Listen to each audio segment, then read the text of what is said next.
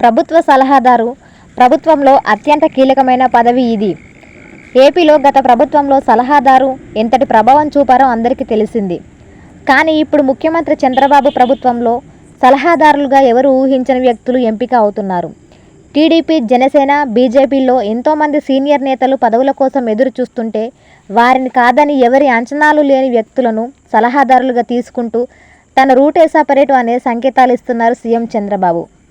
AP అటవీ శాఖ సలహాదారుగా ఫారెస్ట్ మ్యాన్ జర్నలిస్టు అంకారావును నియమించింది.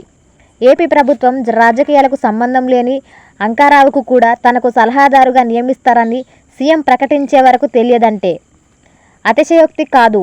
నల్లమల్ల అటవీ పరిరక్షణ కోసం 3 దశాబ్దాలుగా అంకారావు చేస్తున్న కృషిని గుర్తించిన ప్రభుత్వం రాష్ట్రంలో అడవుల పెంపకంలో ఆయన సేవలు అవసరమని గుర్తించి ఈ నియామకాన్ని చేపట్టిందని చెబుతున్నారు. అంకారావు నియామకంలో డిప్యూటీ సీఎం పవన్ కళ్యాణ్ కూడా ఆసక్తి చూపారని అంటున్నారు. ఆయన సిఫారసుతోనే సీఎం చంద్రబాబు ఈ నిర్ణయం తీసుకున్నట్లు ప్రచారం జరుగుతుంది. పెద్ద నాయకులకే ప్రభుత్వ సలహాదారు పదవి అన్న అపోహను చేరిపేస్తూ సామాన్యులకు పదవి వర్తిస్తాయని ఈ అనూహ్య నిర్ణయంతో స్పష్టం చేసినట్టయింది. గతంలో కూడా ముఖ్యమంత్రి చంద్రబాబు ప్రభుత్వం 4 సలహాదారులను నియమించింది.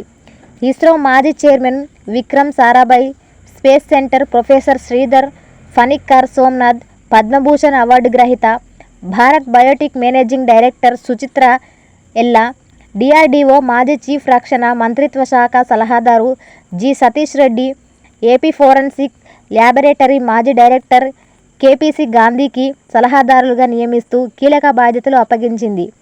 ఫోరెన్సిక్ సైన్స్ సలహాదారుగా KPC Gandhi, aerospace and defence manufacturing hub G Satish Reddy, space technology S Somnath, చేనేత హస్తకళల అభివృద్ధి శాఖ సలహాదారుగా సుచిత్ర ఎల్లా ప్రస్తుతం ఏపీ ప్రభుత్వ సేవలు అందిస్తున్నారు. అటవీ